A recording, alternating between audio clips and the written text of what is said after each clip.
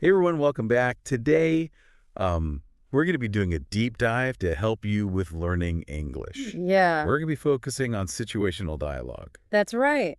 basically how to speak English in everyday situations. Yeah, and today's situation is something a lot of people experience Mm, riding the subway, yeah, especially when it's crowded. exactly. So, to help you learn, we have a dialogue called On the Subway. Mm-hmm. It uses really simple vocabulary and phrases, Okay. perfect for beginners. Awesome. But before we break it down, Yeah. let's hear the whole conversation first. Okay, sounds good. I'll be Ella and you'll be Alex. Sounds good.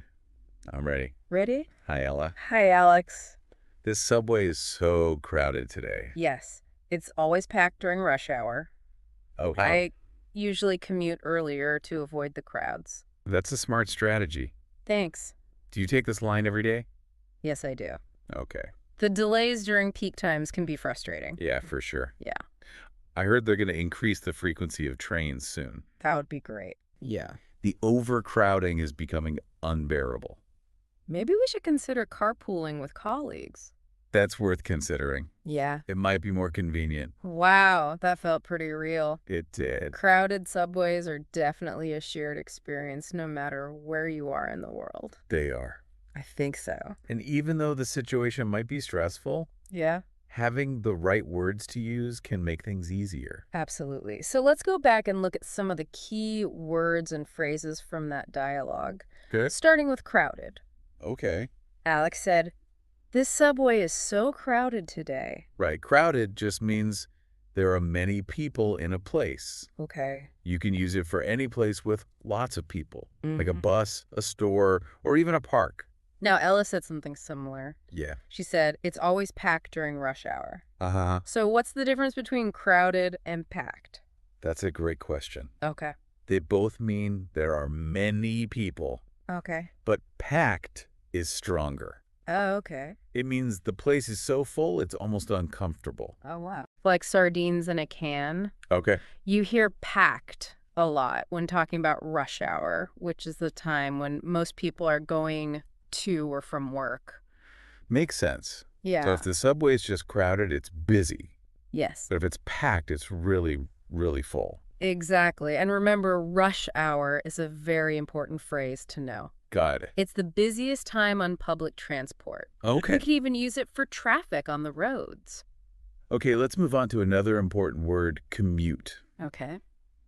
Ella said, I usually commute earlier to avoid the crowds. Right. Can you explain what commute means? Sure. Commute is the journey you take between your home and your work. Okay. You can commute by subway, by bus, by car, by bike, even by walking. Right. So you could say, I commute to work by train. Exactly. Or my commute takes 30 minutes. Exactly. It's a very common word, Yeah. especially if you live in a city. Now remember that Alex said that's a smart strategy. Uh-huh.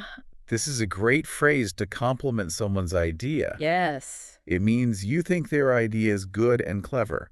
Yes. You can use it in many situations. Mm-hmm. For example, if your friend finds a good way to save money, Okay. you can say, "That's a smart strategy." Exactly. It shows that you admire their thinking. Yes, and remember, you can also say, "That's a good idea," Yeah. which has a similar meaning. Okay, awesome. Yeah. So far, we've learned how to say the subway is crowded or packed. Right. We've also learned how to talk about our daily commute. Yes. Now let's move on to some other useful phrases from the dialogue. Okay, great. I remember Ella said the delays during peak times can be frustrating. Right. I think we've all felt that frustration before. Definitely delays happen when the train is late, and peak times are the busiest times, like rush hour. Right. So how can we talk about that frustration? Well, Ellie used the word frustrating, which is a good one. Yeah. It means something makes you feel annoyed or upset because you can't do what you want. Ah. Okay. Yeah. So we could say the train delays are frustrating. Exactly. You can also say, "It's frustrating when the train is late." Okay. And what about I'm so frustrated with these delays? Perfect. Okay. And remember, you can use frustrating for other situations too, not just trains. Like the traffic is so frustrating today. Exactly. Okay, so what about when things are good? Like when Alex said, I heard they're going to increase the frequency of trains soon. Right. And Elle responded, that would be great. That's a perfect example of expressing enthusiasm or excitement. Okay. Frequency means how often something happens, so increasing the frequency of trains means they will come more often. Right. Yeah, and that would be great is a simple but very useful phrase to show you're happy about something. Okay. Yeah, it's a great way to respond to good news. Okay. You can also use it for invitation. Okay. Like if someone asks, do you want to go to the park? You can say, that would be great. Got it. Now, let's talk about Ella's suggestion. Yeah. Maybe we should consider carpooling with colleagues. Okay.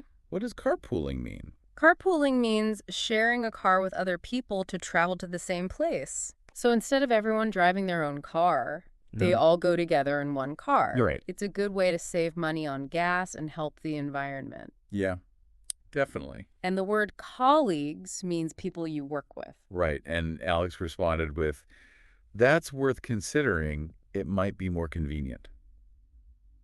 It seems like a polite way to say you'll think about someone's idea. It is worth considering means it's a good idea that you should think about seriously. Okay. And convenient means something is easy or helpful.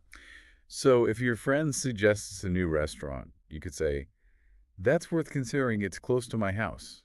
So it would be convenient. Perfect. You've got it.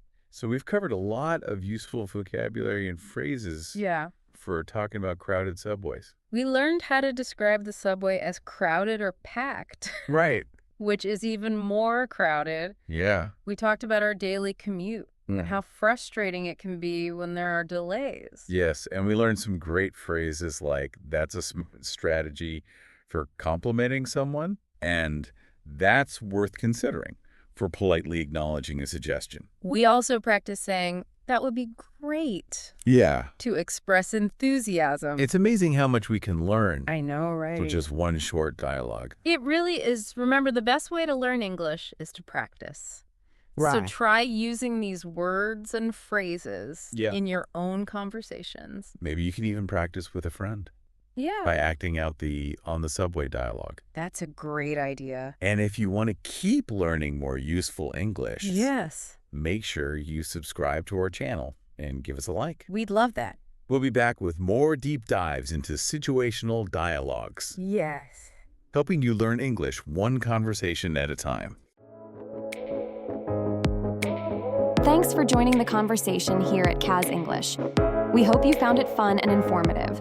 Don't forget to check out kazapp.uk. That's kazapp.uk